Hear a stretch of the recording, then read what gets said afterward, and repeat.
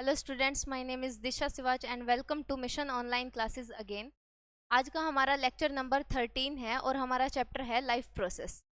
ठीक है, last lecture में हमने अपने डाइजेस्टिव सिस्टम को कंप्लीट कर लिया था और आज का हमारा टॉपिक है रेस्पिरेशन का। ठीक है, तो इस सबसे पहले हमें ये पता होना चाहिए कि रेस्पिरेशन होती क्या है। ठीक है, अब रेस्पिरेशन को अगर हम अलग अलग क्लासेस के हिसाब से देखें तो अलग अलग डेफिनेशन निकल के आएगी। जैसे कि आप क्लास 10th में हो, ठीक है, अगर आप किसी भी नॉर्मल इंसान से पूछोगे या फिर आप अपने पेरेंट्स से पूछोगे या दादाजी से पूछोगे, तो अगर आप उनसे जाके ये पूछोगे कि भाई रेस्पिरेशन क्या होती है, ठीक है, तो वो क्या बोलेंगे? तो वो बोलेंगे कि बेटा रेस्पिरेशन का मतलब होता है सांस लेना और सांस छोड़ देना, क्योंकि उनके हिसाब से वो बात ठीक है। वो यही चीज़ देखते आए हैं कि हमने सांस ली और हमने सांस छोड़ दी, इसी को वो क्या मानते हैं? रेस्पिरेशन मानते हैं। ठीक है, और अगर आप मान के चलो अभी 10th क्लास में आए हो तो अब तक आप 9th क्लास में थे, अगर आप 8-9 के स्टूडेंट से जाके पूछोगे कि रेस्पिरेशन क्या प्रोसेस होती है, तो हो सकता है वो कुछ टेक्निकल वर्ड्स का यूज़ करे और बोले कि रेस्पिरेशन एक ऐसी प्रोसेस होती है जिसके अंदर हम क्या करते हैं, एटमॉस्फेयर से ऑक्सीजन को अपनी बॉडी के अंदर लेके जाते हैं, जिसको हम क्या बोलते हैं, इनहेल करना बोलते हैं। और हमारी बॉडी के अंदर एज ए वेस्ट प्रोडक्ट जो कार्बन डाइऑक्साइड जनरेट हुई है उसको हम अपनी बॉडी से बाहर निकाल देते हैं, जिसको हम जनरल टर्म्स में क्या बोलते हैं कि ये एक्सहेलेशन है। ठीक है, तो 9th क्लास के एक बच्चे ने हमें क्या बताया, दोबारा सुन लो। उसने ये बताया कि हम एटमॉस्फेयर से क्या करते हैं, ऑक्सीजन को हमारी बॉडी के अंदर ले जाते हैं, जिसे बोलते हैं हम इनहेल करना। ठीक है, और हमारी बॉडी के अंदर जो carbon dioxide as a waste product generate हुई है उसको हमने क्या कर दिया, अपनी बॉडी से बाहर निकाल दिया।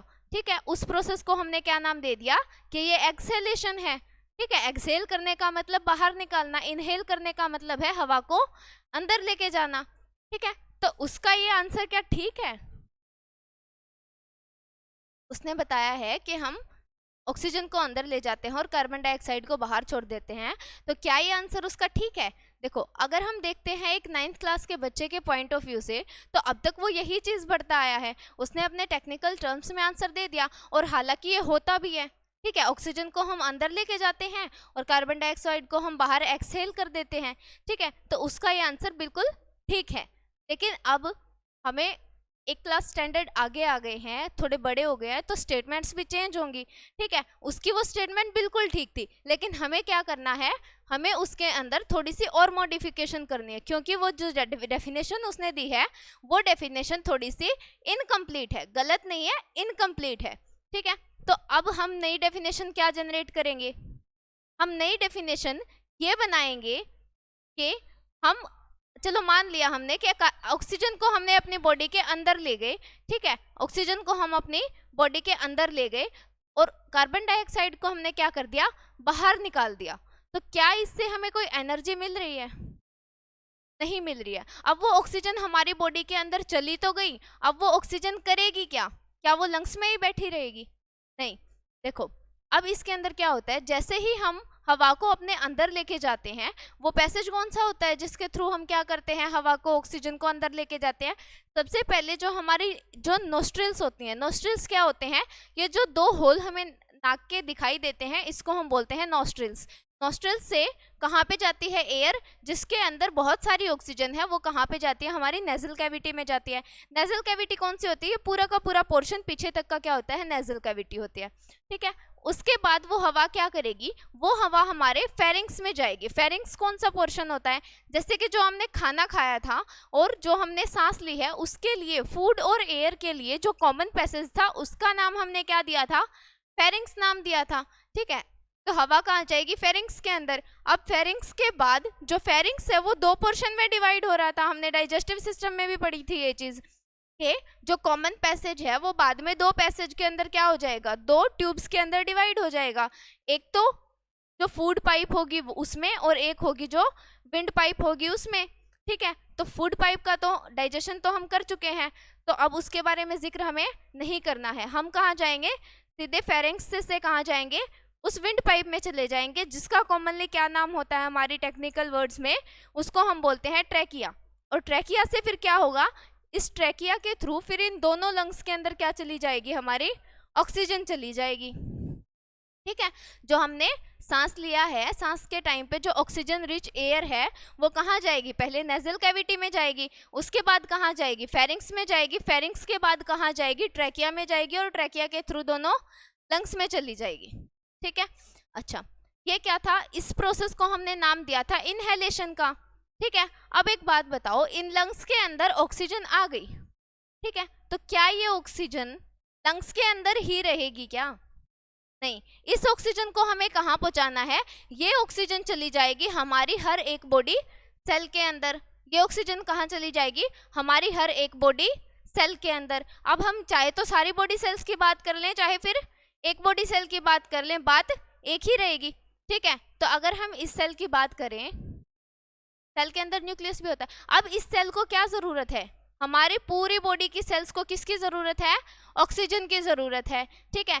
जब ये ऑक्सीजन हमारी सारी बॉडी सेल्स के अंदर जाएगी, जब ये ऑक्सीजन हमारी सारी बॉडी सेल्स के अंदर जाएगी, तो वहां जाके ये क्या करेगी, कुछ तो काम करने ही जाएगी। अब इतना कॉम्प्लेक्स प्रोसेस है, हम हवा को यहाँ से लेके जा रहे हैं ट्रैकिया के थ्रू, फिर लंग्स के अंदर बांट रहे हैं, फिर लंग्स के थ्रू पूरे बॉडी के जितने भी सेल्स हैं, चाहे वो हमारे लेग की सेल्स हैं, चाहे हैंड की सेल्स हैं, चाहे वो हमारे माउथ की सेल्स हैं, हर एक बॉडी सेल के अंदर वो ऑक्सीजन जा रही है। तो वहाँ पे खाली बैठने तो गई नहीं होगी, तो वो वहाँ पे जाके क्या करेगी, हमारी सेल के अंदर जो सिंपल फूड मॉलिक्यूल्स होते हैं, जो साइटोप्लाज्म में सिंपल फूड मॉलिक्यूल्स होते हैं, उनके पास जा करके ऑक्सीजन क्या कर देगी, सिंपल फूड मॉलिक्यूल्स का ब्रेकडाउन कर देगी। और उस ब्रेकडाउन की वजह से वो जो सिंपल फूड मॉलिक्यूल्स हैं उनका ब्रेकडाउन कौन करेगी, ऑक्सीजन जाके वहां पे तोड़फोड़ मचा देगी।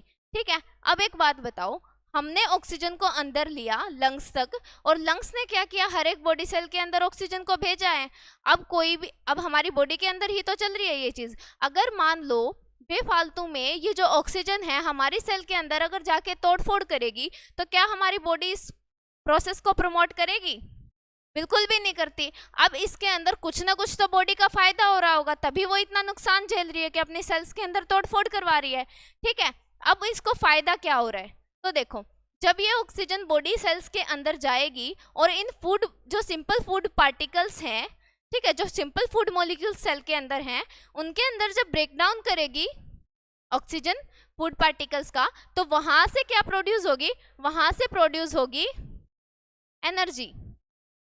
तो देखा, हमारी बॉडी की सेल्स के अंदर ये जो ऑक्सीजन तोड़फोड़ मचा रही है, उसको हमारी बॉडी क्यों प्रमोट कर रही है, क्योंकि इसकी तोड़फोड़ के कारण हमारी बॉडी में कोई हार्म नहीं हो रहा है। इसकी वजह से क्या हो रहा है, हमारी बॉडी के अंदर एनर्जी प्रोड्यूस हो रही है। और ये एनर्जी क्या करेगी, इस एनर्जी से हम क्या करेंगे, इस एनर्जी से हम तो जितने भी हमारी एक्टिविटीज़ करते हैं, हम वो एक्टिविटीज़ अपनी कंटिन्यू कर पाएंगे। ठीक है। जैसे कि अभी मैं आपको खड़े होकर पढ़ा रही हूँ, इधर उधर चलते हुए हाथों से, ठीक है, मुंह से, तो इस तरीके से मैं अपनी एनर्जी का किस में यूटिलाइजेशन कर रही हूँ, किसी ना किसी प्रोसेसेस में कर रही हूँ। अब जैसे कि आपको पढ़ाने का काम कर रही हूँ, सेम इसी तरीके से, ऐसा नहीं है कि प्रोसेस सिर्फ और सिर्फ मेरी बॉडी सेल्स के अंदर या फिर मेरे अंदर चल रही है, आपकी बॉडी सेल्स के अंदर भी सेम प्रोसेस चल रही है। जैसे कि मैं अपनी बॉडी के अंदर जो ऑक्सीजन ने इस फूड पार्टिकल को तोड़ा है, वहां से जो एनर्जी जनरेट हुई है, जिस तरीके से मैं आपको पढ़ाने का काम कर रही हूँ, उसी तरीके से आप भी बैठ के इसको पढ़ने का काम कर रहे हो, ये भी एक काम ही है।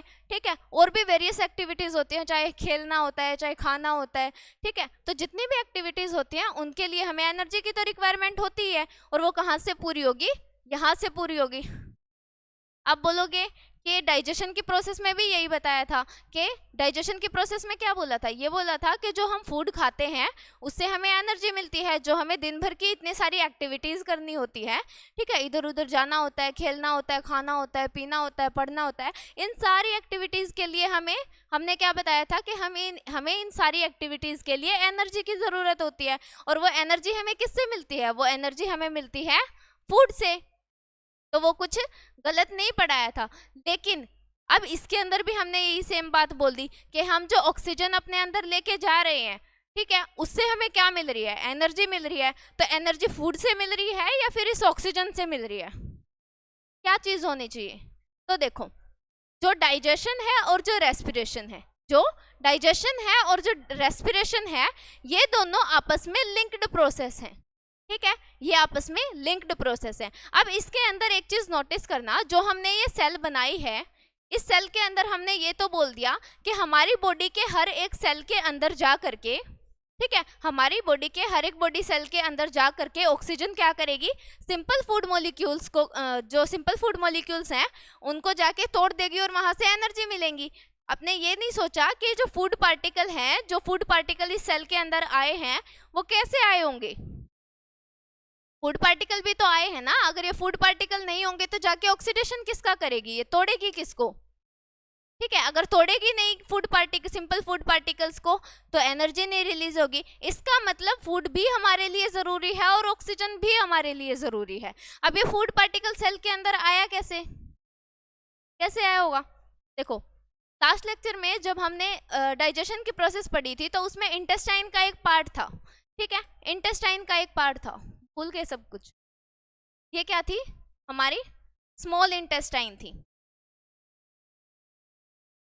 हमारी स्मॉल इंटेस्टाइन थी। अगर इसका कंप्लीटली किसी को बिल्कुल ये समझना है कि किस तरीके से स्टेप वाइज डाइजेशन हुआ था, किस तरीके से अब्जॉर्प्शन हुआ था, तो वो लास्ट लेक्चर्स के अंदर देख सकता है, ठीक है। अभी यहाँ के लिए देखो, हमें क्या देखना है कि फूड, हमारी जो सेल्स हैं उसके अंदर फूड पार्टिकल्स गए किस तरह थे, ठीक है। तो हमारे जो पूरी डाइजेशन की प्रोसेस होती है उसमें कंप्लीट डाइजेशन की साइट बताई थी हमने स्मॉल इंटेस्टाइन, ठीक है। स्मॉल इंटेस्टाइन के अंदर क्या हो रहा था, हमारा कंप्लीट डाइजेशन हो रहा था। अब कंप्लीट कैसे? हमारी जो स्मॉल इंटेस्टाइन है उसका ये जो ल्यूमेन का पार्ट होता है, ल्यूमेन पार्ट बोलते हैं, जो ये हमारी स्मॉल इंटेस्टाइन है इसकी जो दोनों वॉल्स हैं उसके बीच के स्पेस को हम क्या बोलेंगे, ल्यूमेन बोलेंगे, ठीक है। इस ल्यूमेन के अंदर क्या क्या प्रेजेंट है? जो हमारे प्रोटीन्स थे वो अमाइनो एसिड्स के अंदर चेंज हो चुके थे, क्योंकि डाइजेशन का क्या मतलब था, कॉम्प्लेक्स फूड पार्टिकल्स को सिंपल फूड पार्टिकल्स में चेंज करना, यही मतलब था डाइजेशन का। और हमारी कंप्लीट डाइजेशन की साइट कौन सी थी? स्मॉल इंटेस्टाइन थी। तो जितने भी कॉम्प्लेक्स फूड पार्टिकल्स हमने अपने बॉडी के अंदर लिए थे वो किसके अंदर चेंज हो चुके हैं? सिंपल फॉर्म्स के अंदर। तो अमीनो एसिड है वो प्रोटीन्स की सिंपल फॉर्म है, ठीक है। और क्या चीज मिलेगी हमें यहाँ पे? फैट है वो फैटी एसिड और ग्लिसरॉल में चेंज हो चुका है, फैटी एसिड और ग्लिसरॉल में चेंज हो चुका है। और हमें यहाँ पे क्या क्या चीज मिलेंगी? यहाँ पे हमें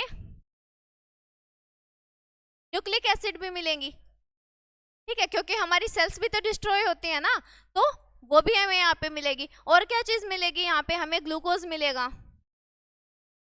ठीक है, ग्लूकोज मिलेगा। तो इतनी सारी चीजें हमें, जितने भी कॉम्प्लेक्स फूड पार्टिकल्स हमने खाए थे उनकी सिंपल फॉर्म्स यहाँ पे स्मॉल इंटेस्टाइन में जाके क्या हो जाएंगी? बिल्कुल सिंपल फॉर्म में वो कन्वर्ट हो जाएंगे, ठीक है। अब ये सिंपल फॉर्म में कन्वर्ट हो गए, ल्यूमेन के अंदर, हमारे स्मॉल इंटेस्टाइन के ल्यूमेन के अंदर सारे के सारे सिंपल फूड पार्टिकल्स हैं। अब क्या होगा? अब ये बॉडी सेल्स तक कैसे जाएंगी? बॉडी सेल्स तक ये ऐसे जाएंगी, हमें पता है कि जो हमारी स्मॉल इंटेस्टाइन है उसकी जो इनर लाइनिंग होती है उसके अंदर इस तरीके से स्ट्रक्चर्स प्रेजेंट होते हैं, ठीक है। विलाई नाम सुना था? विलाई के बारे में हमने डिस्कस किया था, इसके बारे में ब्रीफली लास्ट लेक्चर के अंदर बताया है, ठीक है। डाइजेशन की प्रोसेस खोल के देखोगे तो उसके अंदर स्मॉल इंटेस्टाइन में अच्छे से डिस्क्राइब कर रखा है कि किस तरीके से हमारी अब्जॉर्प्शन होता है, किस किस चीज़ का डाइजेशन किस तरीके से होता है, और हमारे डाइजेस्टिव सिस्टम के कौन से पार्ट में कौन से फूड मॉलिक्यूल्स का डाइजेशन होता है, ठीक है। तो अभी स्मॉल इंटेस्टाइन में ये क्या है? हमारे पास सारे के सारे सिंपल फूड मॉलिक्यूल्स हैं, ठीक है। अब यहाँ पे क्या प्रेजेंट होती है? विलाई प्रेजेंट होती है। ये क्या होती है? ऐसे फिंगर लाइक स्ट्रक्चर्स होती हैं, ठीक है। और ये फिंगर लाइक स्ट्रक्चर्स क्यों प्रेजेंट है स्मॉल इंटेस्टाइन में? स्मॉल इंटेस्टाइन में जितने भी ये सिंपल फूड मॉलिक्यूल्स हैं इनका हमें क्या करना है? अब्जॉर्प्शन करना है, ठीक है। इनका हमें क्या करना है? अब्जॉर्प्शन करना है। तो अब्जॉर्प्शन के लिए सरफेस एरिया इंक्रीज करने के लिए ये विलाई प्रेजेंट होती हैं, ठीक है। अच्छा, और दूसरी बात, ये जो विलाई होती हैं इसके अंदर ब्लड बहुत ज्यादा होता है, ठीक है। They are richly supplied with blood, ठीक है। अब क्या होगा? अब ये जो जितने भी सिंपल फूड मॉलिक्यूल्स हैं ये सारे के सारे फूड मॉलिक्यूल्स इन विलाई के थ्रू क्या हो जाएंगे? इन विलाई के अंदर चले जाएंगे। और विलाई के अंदर क्या है? ये रिचली सप्लाइडेड विद ब्लड है, मतलब ये ब्लड से बिल्कुल भरी हुई है, ठीक है। तो जितने भी फूड मॉलिक्यूल्स हैं, जो फूड के सिंपल मॉलिक्यूल्स हैं, वो कहाँ चले जाएंगे? वो सीधे ब्लड स्ट्रीम के अंदर चले जाएंगे। ब्लड स्ट्रीम के अंदर कौन आ गए, हमारे सिंपल फूड मॉलिक्यूल्स आ गए। कौन कौन से, जैसे कि अमाइनो एसिड है, ग्लूकोज है, फैटी एसिड है, ग्लिसरॉल है, ये सारे के सारे हमारे ब्लड स्ट्रीम के अंदर आ गए। और जिस टाइम पे हमें पता चल गया कि सारे फूड मॉलिक्यूल्स जो हैं वो ब्लड स्ट्रीम के अंदर आ गए, इसका मतलब है कि अब्जॉर्प्शन हमारी बॉडी के अंदर हो चुका है फूड का। ठीक है, अब अब्जॉर्प्शन हो गया तो इसका मतलब यहाँ से क्या होगा, हमारी पूरी बॉडी की जितनी भी सेल्स हैं, ये ब्लड क्या करेगा, उसको ट्रांसफर कर देगा हर एक बॉडी सेल तक। ठीक है, तो अब समझ में आया, जो हमारी पूरी बॉडी की जितनी भी सेल्स हैं उसके अंदर ये हो गया न्यूक्लियस, यहाँ पे क्या प्रेजेंट होता है, हमारे फूड पार्टिकल्स प्रेजेंट होते हैं। अब वो सिंपल फूड पार्टिकल्स कहाँ से आए हैं, तो हम बोलेंगे कि जो हमारी स्मॉल इंटेस्टाइन है उसके अंदर सिंपल फूड मॉलिक्यूल्स प्रेजेंट होते हैं, क्योंकि बहुत सारे एंजाइम्स ने उनको ब्रेक डाउन करके सिंपल फॉर्म में कन्वर्ट किया होता है। वहाँ से जो विलाई होती हैं जिसके अंदर बहुत सारा ब्लड की क्वांटिटी होती है, ठीक है, वो क्या कर लेंगे, उन सिंपल फूड मॉलिक्यूल्स को अब्जॉर्ब कर लेंगे, और अब्जॉर्ब करने के बाद ब्लड स्ट्रीम के अंदर सारे सिंपल मॉलिक्यूल्स चले जाएंगे। ठीक है, सिंपल मॉलिक्यूल्स के ब्लड स्ट्रीम में जाने के बाद इसका मतलब है कि जो हमारा फूड है उसका अब्जॉर्प्शन अब हो चुका है। अब वो क्या करेगा, अब ब्लड से सारी बॉडी की सेल्स के अंदर क्या चले जाएंगे, सिंपल फूड मॉलिक्यूल्स चले जाएंगे। ठीक है, अब वो क्या करेंगे, क्या वहाँ से एनर्जी मिलेगी, नहीं, फूड के अब्जॉर्प्शन से कभी भी एनर्जी नहीं मिलती, क्योंकि हमने बताया था कि जो रेस्पिरेशन है और डाइजेशन है वो दोनों आपस में इंटरलिंक्ड प्रोसेसेस हैं। एनर्जी कब मिलेगी, इन दोनों के मिलने से बनेगी। अब वो कैसे होगा, अब क्या किया, डाइजेशन की वजह से तो जो हमारी सेल हैं उसके अंदर क्या चला गया, फूड चला गया। ठीक है, अब वो फूड क्या करेगा, अब वो फूड करेगा ऑक्सीजन का वेट। ठीक है, ऑक्सीजन का वेट। और हमने लास्ट स्लाइड के अंदर क्या पढ़ा था कि लंग्स के थ्रू क्या होगा, लंग्स के थ्रू पूरी बॉडी की सेल्स के अंदर कौन चली जाएगी, ऑक्सीजन चली जाएगी। तो पूरी बॉडी के सेल के अंदर अभी किसने एंट्री कर दी, ऑक्सीजन ने। और ऑक्सीजन का काम क्या है, ऑक्सीजन का काम है सिंपल फूड मॉलिक्यूल्स को डिस्ट्रॉय करने का। ठीक है, वहां से एनर्जी निकालने का काम है। ठीक है, तो सिंपल फूड मॉलिक्यूल्स को क्या कर देगा, वो तोड़ देगा, उनका ब्रेक डाउन करेगा, और वहां से रिलीज क्या होगी, एनर्जी रिलीज होगी।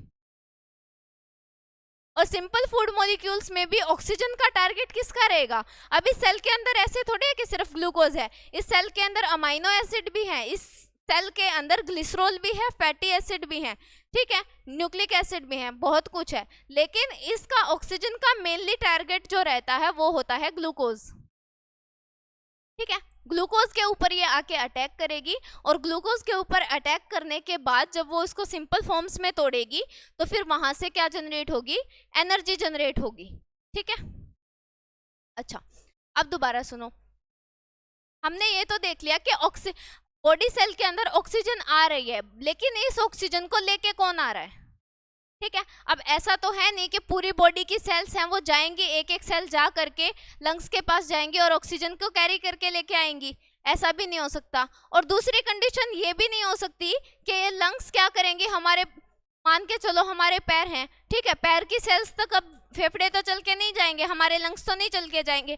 तो ऐसा क्या सिस्टम है हमारी बॉडी के अंदर जिससे कि ये जो ऑक्सीजन है ये हमारी हर एक बॉडी सेल तक ट्रांसपोर्ट करी जा रही है। ठीक है, कैसे पहुंच रही है हर एक सेल तक, क्योंकि ना तो सेल उठ के लंग्स के पास आ रहे हैं और ना ही लंग्स उठ करके हर एक बॉडी सेल के पास जा रहे हैं कि तुम ऑक्सीजन ले लो मेरे से। ठीक है, ऐसा नहीं हो रहा। तो फिर क्या हो रहा है, अब इन लंग्स के अंदर क्या है, ऑक्सीजन भरी पड़ी है बहुत ज्यादा। ठीक है, अब ऑक्सीजन है तो वो बॉडी सेल तक कैसे जाएगी, इसके बीच में आ जाता है। अब ये सेल बोल रही है कि मेरे को ऑक्सीजन चाहिए, ऑक्सीजन चाहिए, लंग्स बोल रहे हैं कि मेरे पास बहुत सारी ऑक्सीजन है, तुम आके ले जाओ, लेकिन ना तो ये कैपेबल है, ये बोलते हैं कि मैं तो नहीं आ सकती, तुम आ जाओ। फेफड़े बोले कि मेरे पास तो ऑक्सीजन ऑलरेडी है, अगर तुम्हें जरूरत है तो तुम आओगे, मैं थोड़े आऊंगा तुम्हें देने। तो फिर बीच में क्या होगा, इनके झगड़े को बंद करने के लिए बीच में आएगा एक बीच का बंदर, जिसको हम बोलते हैं ब्लड। ठीक है, अब ये ब्लड क्या करेगा, जैसे कि बीच में आते नहीं है कोई ज्यादा पंचायती बन के, अब ये क्या करेगा, ये बोलेगा कि क्या बात है, इतना शोर क्यों कर रखा है। अगर फिर ये बोलते कि मेरे को ऑक्सीजन की जरूरत है, इसके पास ऑक्सीजन बहुत ज्यादा है। ठीक है, सेल को ऑक्सीजन की जरूरत है, लंग्स के पास ऑक्सीजन बहुत ज्यादा है, लेकिन ना तो लंग्स इसको ऑक्सीजन देने आ सकते हैं सेल को, ना सेल जा करके क्या कर सकती हैं, लंग्स से ऑक्सीजन को ले सकती हैं। ठीक है, तो फिर ये बोलेगा कि चलो मैं कुछ करता हूँ। ठीक है, अब ये ब्लड क्या करेगा, ब्लड बोलेगा कि हाँ लंग्स मैं सेल के पास तो जा ही रहा हूँ, तुम एक काम करो मेरे को ऑक्सीजन दे दो। ठीक है, मेरे को ऑक्सीजन दे दो, मैं जाके क्या कर दूंगा, सेल के पास पहुंचा दूंगा। ठीक है, तो इस तरीके से क्या ये इसका समझौता करने की कोशिश करेगा। फिर क्या किया ब्लड ने, देखो क्या ये एक सेल है, ठीक है सेल है, इसके अंदर ये फूड पार्टिकल्स भी आए हुए हैं, लेकिन हमें क्या देखना है कि किस तरीके से हम ऑक्सीजन को क्या करेंगे, कैरी कैसे करवाएंगे हर एक सेल तक। ठीक है, मान के चलो ये एक फेफड़ा है, ठीक है, हमारी क्या है ये लंग है, इसके पास बहुत सारी ऑक्सीजन है, बहुत सारी ऑक्सीजन है। ठीक है, इसको ऑक्सीजन की जरूरत है। अब क्या होगा, अब आएगा बीच में ब्लड। ठीक है, ब्लड क्या करेगा, इससे ऑक्सीजन का इनटेक करेगा। ठीक है, ठीक है, क्यों करेगा, क्योंकि इन्होंने उनका झगड़ा शांत करवाना है। ठीक है, तो क्या बोलेगा ये, लंग्स तुम मुझे क्या दे दो, ऑक्सीजन दे दो, और मैं किसके पास जा रहा हूँ, सेल के पास तो जा ही रहा हूँ, मैं उसको दे दूंगा ऑक्सीजन। ठीक है, अब इसने क्या किया, ब्लड गया सेल के पास और इसने इसको ऑक्सीजन दे दी। ठीक है, ऑक्सीजन दे दी। अब ये ऑक्सीजन क्या करेगी, अभी जब ये ब्लड दोबारा से जाने को होता है, क्योंकि ब्लड का काम होता है सर्कुलेट करते रहना बॉडी के अंदर, ये फिर से रोए जा रही है। ठीक है, फिर से सेल क्या बोलेगी, सेल बोलेगी कि रुको रुको एक और दिक्कत है। ठीक है, फिर ब्लड बोलेगा अब क्या दिक्कत रहेगी, ऑक्सीजन चाहिए थी वो तो मैं लंग्स से तुम्हारे पास ट्रांसफर कर ही चुका हूँ, अब क्या चाहिए तुम्हें। फिर वो बोली कि मेरे पास तो CO2 भी है। ठीक है, फिर वो बोले क्या दिक्कत है, अगर CO2 जनरेट करी है तो उसको अपने पास रख लो। लेकिन फिर सेल बोलेगी कि जो मैं CO2 को अपने पास नहीं रख सकती, क्योंकि जो CO2 है वो मेरे लिए बहुत ज़्यादा टॉक्सिक है। टॉक्सिक है इसका मतलब उसको एक साथ में कहीं पे रखा नहीं जा सकता, टॉक्सिक है मतलब वो जहरीली है हमारी बॉडी के लिए। ठीक है, इसके लिए नुकसानदेह है। अब ये क्या करेगी, अब ये बोलेगी कि मैं इसका CO2 का क्या करूं। फिर वो बोलेगा कि लंग्स ही कर सकते हैं गैस को अंदर लाने का। ठीक है, ऑक्सीजन को अंदर लेके आने का, मतलब गैसेस का एक्सचेंज का काम कौन कर सकता है, गैसियस के एक्सचेंज का काम तो लंग्स ही कर सकते हैं। ठीक है, अब दोबारा से ये इसको बोलेगी कि मेरी CO2 ले जाओ, मेरी CO2 ले जाओ। फिर बोलेगा कि मैं CO2 को बाहर तो भेज सकता हूँ लेकिन मेरे पास ट्रांसपोर्ट कर दो। ठीक है, फिर से ये दिक्कत आई। फिर ब्लड ने क्या किया, ब्लड ने बोला कोई बात नहीं, मैं जा तो रहा हूँ लंग्स के पास, तुम मुझे अपनी CO2 दे दो, मैं उनको लंग्स के पास ट्रांसफर कर दूंगा।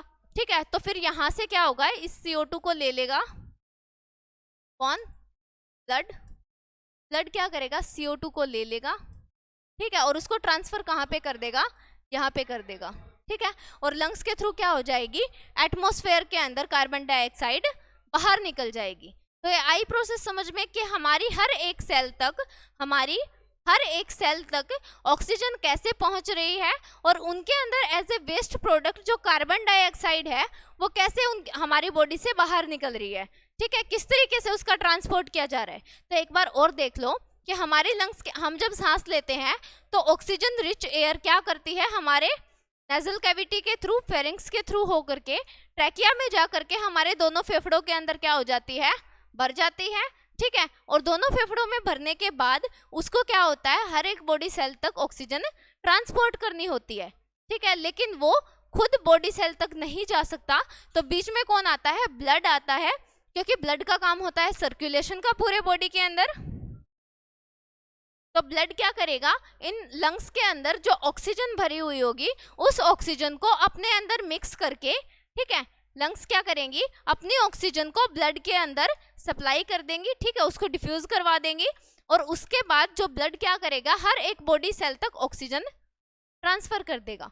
ठीक है, अब एज ए वेस्ट प्रोडक्ट जो किसी भी सेल के अंदर CO2 की प्रोडक्शन हो रही है, जो कि उसके लिए बहुत ज़्यादा टॉक्सिक है। ठीक है, उसके लिए बहुत ज़्यादा जहरीली है, तो इस CO2 का क्या करेंगे, CO2 को बॉडी से बाहर निकालना जरूरी है। अगर टॉक्सिक है तो उसको बॉडी से बाहर निकालना जरूरी है। अब वो बाहर कैसे जाएगी, क्योंकि सेल तो मूव करके बाहर जा नहीं सकती उसको भेजने के लिए। ठीक है, तो फिर क्या होगा, ये ब्लड फिर से आएगा और बोलेगा कि तुम अपनी CO2 को क्या कर दो, मेरे अंदर ही डिफ्यूज करवा दो, ठीक है, मेरे अंदर ही डाल दो, तो फिर ये CO2 को क्या करेगा, लंग्स तक ट्रांसपोर्ट करेगा, और लंग्स तक ट्रांसपोर्ट करने के बाद लंग्स क्या कर देंगे, उसको बाहर निकाल देंगी। और ये बाहर निकालने का और अंदर ले जाने का काम, ये ऑक्सीजन को अंदर लाने का और कार्बन डाइऑक्साइड को बाहर निकालने का काम कौन कर रहा है, लंग्स कर रही हैं। तो क्या हम बार बार यही बोलते रहे कि इनहेलेशन और एक्सहेलेशन, ठीक है, ऑक्सीजन को अंदर लेके आना होता है इनहेल करना, और ऑक्सीजन को बाहर निकालना क्या होता है, एक्सहेल करना। तो क्या ये रेस्पिरेशन होती है? नहीं। अभी तो पढ़ा कि इनहेलेशन और एक्सहेलेशन क्या होता है, जस्ट एक स्टेप होता है, किसके अंदर, रेस्पिरेशन के अंदर, ठीक है। रेस्पिरेशन के अंदर एक स्टेप होता है, क्या, इनहेल करना और एक्सहेल करना। उसके बीच में एक और स्टेप आता है जिसको हम बोलते हैं, जिसमें सेल के अंदर क्या होता है, फूड के मॉलिक्यूल्स का, जो हमारे सिंपल फूड मॉलिक्यूल्स हैं उसका ब्रेकडाउन भी होता है, ठीक है। तो हमारी जो रेस्पिरेशन की प्रोसेस है वो कितने, जो हमारी रेस्पिरेशन की प्रोसेस है वो कितने स्टेप से मिलके बनी हुई है, 2 स्टेप से मिलके बनी हुई है, ठीक है। कौन कौन से स्टेप, एक तो वो स्टेप जिसके अंदर हम ऑक्सीजन को अंदर लेते हैं और कार्बन डाइऑक्साइड को बाहर निकाल देते हैं, और दूसरी स्टेप वो जिसके अंदर जो ऑक्सीजन है वो सेल के अंदर जाके क्या करेगी, सिंपल फूड मॉलिक्यूल्स का ब्रेकडाउन करेगी, और उसकी वजह से हमारी बॉडी के अंदर जो एनर्जी रिलीज होगी, ठीक है। इस पूरी प्रोसेस को, इन दोनों स्टेप को मिला के हम क्या बोल सकते हैं कि ये रेस्पिरेशन है, ठीक है। तो अब इसको थोड़ी सी रिटन फॉर्म में देख लेते। A common man understand the respiration is intake of oxygen and release of carbon dioxide, which in fact kind of gaseous exchange। अब तक क्या पढ़ते आ रहे थे, यही तो पढ़ रहे थे कि एक कॉमन मैन, ठीक है, कोई भी आम आदमी है, कोई भी मैंगो पीपल है, वो क्या सोचेगा, वो ये सोचेगा कि हवा को ऑक्सीजन ले, मतलब हवा को अंदर लेके जाना जिसके अंदर बहुत सारी ऑक्सीजन है, ठीक है, ऑक्सीजन रिच एयर को अपने अंदर लेके जाना और कार्बन डाइऑक्साइड रिच एयर को अपनी बॉडी से बाहर निकाल देना क्या होता है, रेस्पिरेशन होता है। लेकिन in scientific meaning respiration is a complex process, ठीक है। अगर हम साइंटिफिक लैंग्वेज में बात करें, ठीक है, साइंस की लैंग्वेज में बात करें, तो हम क्या बोलेंगे कि रेस्पिरेशन एक बहुत ही ज़्यादा कॉम्प्लेक्स प्रोसेस होती है, ठीक है। कॉम्प्लेक्स का मतलब है ये एक स्टेप के अंदर कंप्लीट नहीं हो रही है, आसानी से नहीं हो रही, इसके लिए हमें क्या करनी पड़ रही है, बहुत ज़्यादा मेहनत करनी पड़ रही है, बहुत सारे इसके अंदर स्टेप आ रहे हैं। तो रेस्पिरेशन क्या है, एक बहुत ही ज़्यादा कॉम्प्लेक्स प्रोसेस है। कैसी कॉम्प्लेक्स प्रोसेस है, जो कि इन्वॉल्व करेगी कुछ एक स्टेप्स होंगे, जिसके अंदर कौन कौन से स्टेप, गैसियस एक्सचेंज, ठीक है। गैसियस एक्सचेंज का क्या मतलब है कि हम गैसों का क्या करेंगे, एक्सचेंज करेंगे, ठीक है। अब तक यही तो पढ़ते आ रहे थे कि ऑक्सीजन को तो अंदर लेके जा रहे थे अपनी बॉडी के, और कार्बन डाइऑक्साइड को क्या कर रहे थे, अपनी बॉडी से बाहर निकाल रहे थे। तो एक तरीके से एक्सचेंज ही किया है, ठीक है। तो गैसियस एक्सचेंज मतलब गैसों का एक्सचेंज किया है।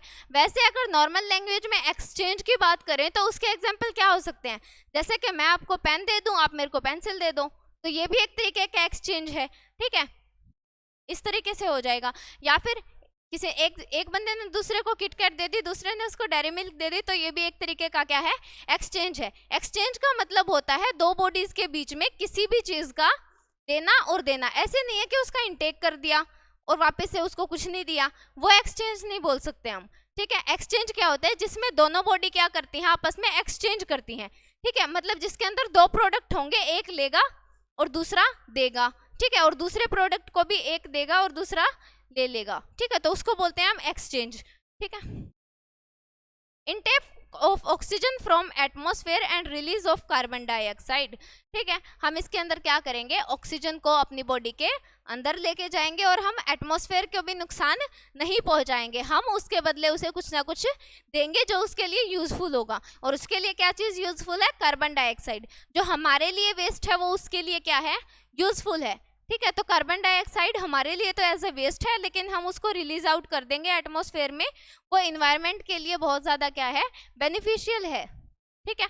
और ऑक्सीजन क्या है, प्लांट के लिए, जो हमने लास्ट लेक्चर्स में पढ़ा था कि जो हमारे प्लांट्स होते हैं वो फूड किस तरीके से बनाते हैं, तो उसमें oxygen as a waste product generate हुआ था, ठीक है। तो उनके लिए जो वेस्ट है वो हमारे लिए यूजफुल है। तो हमने क्या किया, उन्होंने बोला कि तुम्हारे लिए अगर ये यूजफुल है तो तुम इसे रखो, हमारे लिए क्या वेस्ट था, कार्बन डाइऑक्साइड थी, और उनके लिए वो यूजफुल थी, तो हमने क्या कर लिया, दोनों चीजों का एक्सचेंज कर लिया। ठीक है, तो एक्सचेंज ऑफ गैसेस।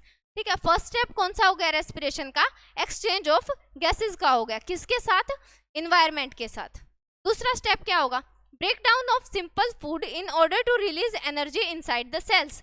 दूसरा स्टेप क्या हो जाएगा, दूसरा स्टेप हमारा हो जाएगा कि हमारी बॉडी की सेल्स के अंदर जो सिंपल फूड पार्टिकल्स हैं, सिंपल फूड मॉलिक्यूल्स हैं, उनका हमने क्या कर दिया, ऑक्सीजन की हेल्प से ब्रेक डाउन कर दिया, उनको तोड़ दिया।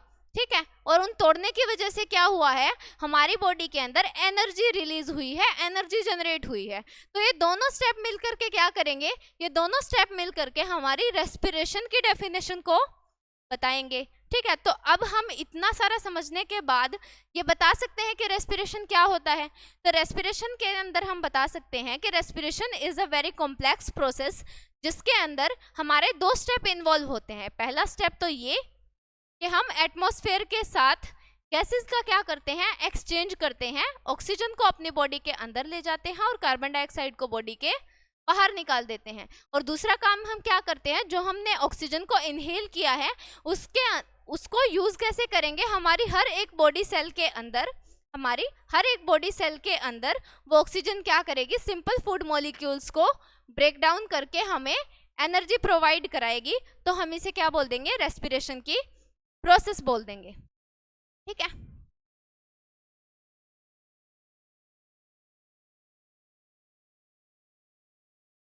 अब हमें इसके अंदर क्या देखेंगे, ये हमें डायग्राम जो है वो ये दिखा रहा है कि हमारी सेल के अंदर किस तरीके से डिफ्यूजन होगा। ठीक है, अब तक हम क्या बोल रहे थे कि भाई सेल के अंदर से क्या होगा, कार्बन डाइऑक्साइड तो बाहर निकलेगी और ऑक्सीजन अंदर आ जाएगी। कर रहा था ना ब्लड ट्रांसपोर्ट, ब्लड क्या कर रहा था, लंग्स से लेकर के ऑक्सीजन को तो सेल के अंदर लेके आ रहा था, और सेल के अंदर एज ए वेस्ट प्रोडक्ट जो कार्बन डाइऑक्साइड थी उसको ब्लड लेकर के क्या कर रहा था, लंग्स के पास पहुंचा रहा था। तो ये डायग्राम क्या चीज शो कर रहा है कि ब्लड आएगा, ये क्या है, पतली पतली कैपिलरीज हैं, और इस साइड में क्योंकि हमें पता है कि बहुत सारी सेल्स मिलके टिश्यू की फॉर्मेशन करती हैं।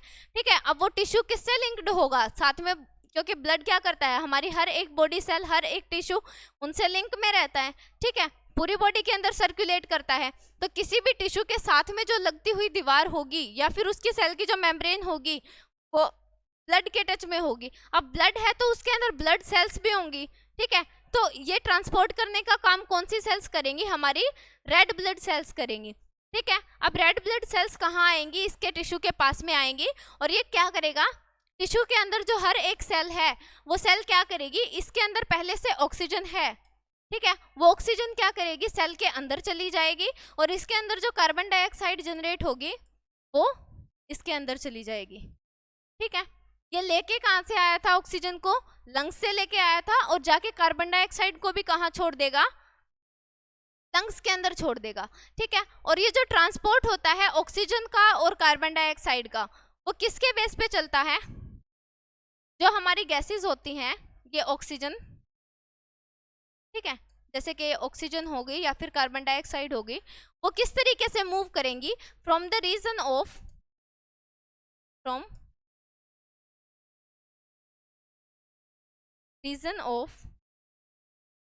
हाई कंसंट्रेशन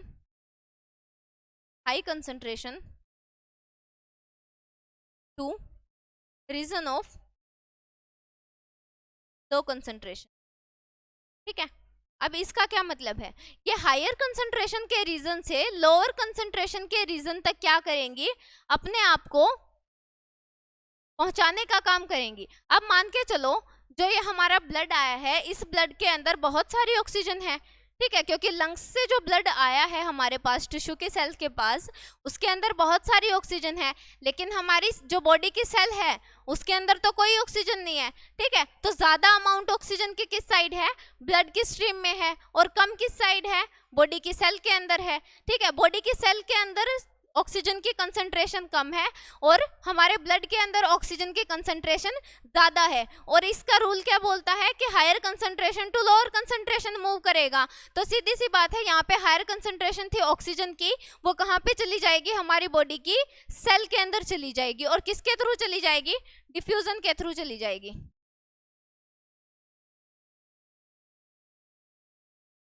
ठीक है, किसके थ्रू चली जाएगी? डिफ्यूजन के थ्रू चली जाएगी।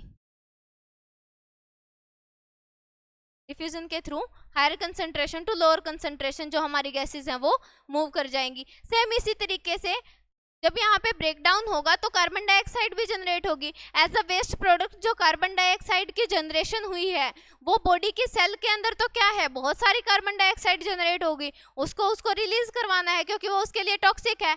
अब ब्लड की स्ट्रीम के अंदर तो ऑक्सीजन की ज्यादा अमाउंट थी, वो ज्यादा higher concentration to lower concentration तो मूव कर गई थी। अगर हम यहाँ की बात करें तो सेल के अंदर कार्बन डाइऑक्साइड की कंसंट्रेशन बहुत ज़्यादा है और ब्लड की स्ट्रीम में कार्बन डाइऑक्साइड की कंसंट्रेशन बहुत कम है। तो higher concentration to lower concentration क्या करेगी, कार्बन डाइऑक्साइड भी मूव कर जाएगी। तो इसी तरीके से क्या होगा, गैसेस का एक्सचेंज होगा। ठीक है, अब हम पूरे चैप्टर के अंदर यही तो बोल नहीं सकते कि higher concentration to lower concentration, या फिर ये भी नहीं बोल सकते कि हमने इनहेल किया एक्सहेल किया, इनहेल किया एक्सहेल किया, तो गैसेस एक्सचेंज ऑफ गैसेस भी नहीं बोल सकते। तो कोई पर्टिकुलर वर्ड चाहिए इस चीज़ के लिए। ठीक है, कोई टेक्निकल टर्म हमें यूज़ करनी पड़ेगी, जिसके लिए हम किसके लिए यूज़ करनी पड़ेगी, जो हम बार बार हमारे ऑक्सीजन को अंदर लेके आ रहे हैं और कार्बन डाइऑक्साइड को बाहर छोड़ रहे हैं। तो उसके लिए टेक्निकल टर्म क्या होगी, तो फर्स्ट स्टेप हो जाएगा हमारा ब्रीथिंग। ठीक है, फर्स्ट स्टेप क्या हो जाएगा, ब्रीथिंग। ब्रीथिंग का क्या काम होता है, ब्रीथिंग का काम होता है ऑक्सीजन को अंदर लेके जाना शरीर के और कार्बन डाइऑक्साइड को बाहर निकाल देना। ठीक है, तो अब हम एक्सचेंज ऑफ गैसेस वर्ड को यूज ना करके हम क्या बोलेंगे, ब्रीथिंग बोलेंगे। तो अब क्या सोच रहे होगे कि वो जो दादाजी थे जिन्होंने हमें रेस्पिरेशन की डेफिनेशन दी थी, मतलब उनको एक स्टेप तो पता था हमारे रेस्पिरेशन का। ठीक है, हाँ कुछ तो नॉलेज होगी ना उनको भी। ठीक है, अच्छा दूसरा स्टेप क्या होगा, दूसरे स्टेप के अंदर हमने क्या किया था, सेल के अंदर जो सिंपल फूड मॉलिक्यूल्स थे उसके ऊपर ऑक्सीजन का अटैक करवा के हमने क्या किया था, वहां से एनर्जी रिलीज आउट की थी। तो उसको हम एक डेफिनाइट सा अगर नाम दें, ठीक है, कोई टेक्निकल वर्ड हम उसे दें तो क्या दे सकते हैं, हम उसे बोलेंगे सेल्यूलर रेस्पिरेशन, सेल्यूलर रेस्पिरेशन। ठीक है, अच्छा हमने एक और वर्ड यूज किया था कि जो हमारा डाइजेस्टिव सिस्टम है, देखो रेस्पिरेशन तो कम्प्लीटली आई थिंक समझ में आ गया होगा कि ये होता क्या है। ठीक है, आज का जो लेक्चर था वो हमारा सिर्फ और सिर्फ इंट्रोडक्शन का पार्ट था। ठीक है, ये मत सोचना कि रेस्पिरेशन में बस इतनी ही चीजें होती है, ये सिर्फ इंट्रोडक्शन का पार्ट था ताकि जब आगे पूरा का पूरा ये टॉपिक करें, ठीक है, तो किसी का कुछ बेसिक ना छूट जाए, उसलिए था। ठीक है, अब हमने एक लाइन और यूज करी थी कि जो हमारा डाइजेस्टिव सिस्टम है और जो हमारा रेस्पिरेटरी सिस्टम है, ठीक है, वो ये दोनों जो प्रोसेस हैं, डाइजेशन की प्रोसेस और रेस्पिरेशन की प्रोसेस, आपस में बहुत ज़्यादा लिंक्ड हैं। ये हमने किस वजह से बोला था, ये हमने इसलिए बोला था, चलो एक एग्जाम्पल लेते हैं।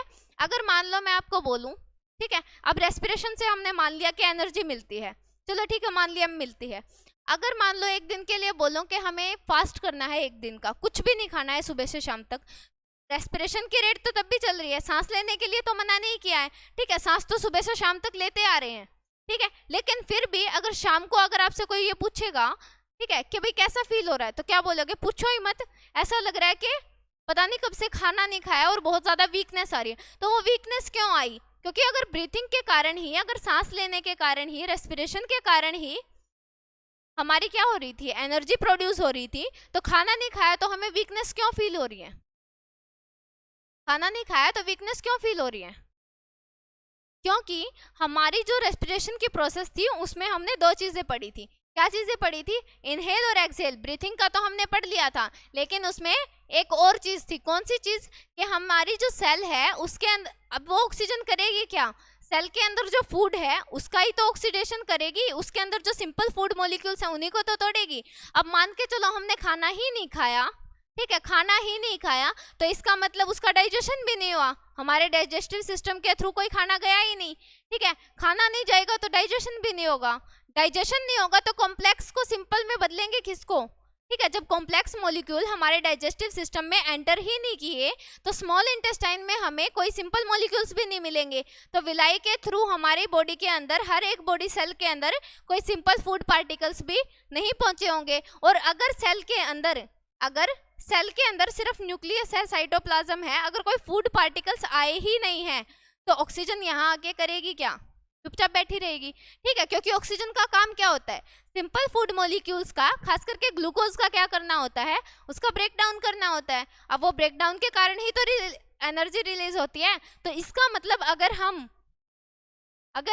खाना नहीं खाएंगे, मतलब हमारी बॉडी के अंदर अगर डाइजेशन नहीं होगा, तो इसका मतलब है कि हमें एनर्जी नहीं मिलेगी, क्योंकि ये दोनों प्रोसेस हैं आपस में डिपेंडेंट हैं, आपस में बहुत ज़्यादा लिंक्ड हैं। अगर मान लो हमने खाना खाया है और अगर हम कुछ टाइम के लिए सांस ना लें, तो मुझे बताने की ज़रूरत नहीं है क्या होगा, क्या उससे एनर्जी मिलेगी या डेथ हो जाएगी सीधी, ठीक है, क्योंकि एनर्जी ही नहीं मिलेगी हमारी बॉडी को वर्क करने के लिए, काम करने के लिए। इवन जब हम बैठे हुए होते हैं तब भी हमारी बॉडी एनर्जी का यूटिलाइजेशन कर रही होती है, ठीक है। तो वो अगर एनर्जी ही प्रोड्यूस नहीं होगी तो सीधी सी बात है कि ऑर्गेनिज्म की डेथ होगी, ठीक है। तो आपस में अब पता चला कि किस तरीके से जो हमारी डाइजेशन की प्रोसेस है और जो रेस्पिरेशन की प्रोसेस है आपस में किस तरीके से लिंक्ड है, ठीक है। अच्छा, तो जिसने डाइजेशन की प्रोसेस ना देखी हो वो लास्ट लेक्चर्स अपने देख सकता है, उसके अंदर फुली एक्सप्लेन कर रखा है, ठीक है। तो ये था हमारा आज का लेक्चर। इसके अंदर जस्ट हमने इंट्रोडक्शन पार्ट देखा था कि ब्रीथ, जो हमारा रेस्पिरेशन होता है वो होता क्या है, ठीक है, उसके अंदर क्या क्या स्टेप्स आते हैं, ठीक है। अब इनका ब्रीफ में इंट्रोडक्शन हम नेक्स्ट स्लाइड्स में देखेंगे कि हमारी जो सेल्यूलर रेस्पिरेशन होती है उसमें स्टेप कौन कौन से आते हैं, ठीक है। जो हम ब्रीथिंग करते हैं उसमें ऑर्गन कौन कौन से यूज होते हैं, क्योंकि ये क्या है, रेस्पिरेटरी सिस्टम है। अगर सिस्टम है तो इसके अंदर ऑर्गन्स भी तो होंगे, ठीक है। वो ऑर्गन कौन कौन से यूज होंगे रेस्पिरेशन के अंदर, उसके बारे में हम नेक्स्ट क्लासेस के अंदर पढ़ेंगे। तो आज के पोर्शन के अंदर हमने क्या पढ़ा है कि हमारा रेस्पिरेशन क्या होता है और किस तरीके से हमारा ट्रांसपोर्ट होता है। तो छोटा सा इंट्रोडक्शन देख, तो आज की क्लास में इतना ही करेंगे। Thank you.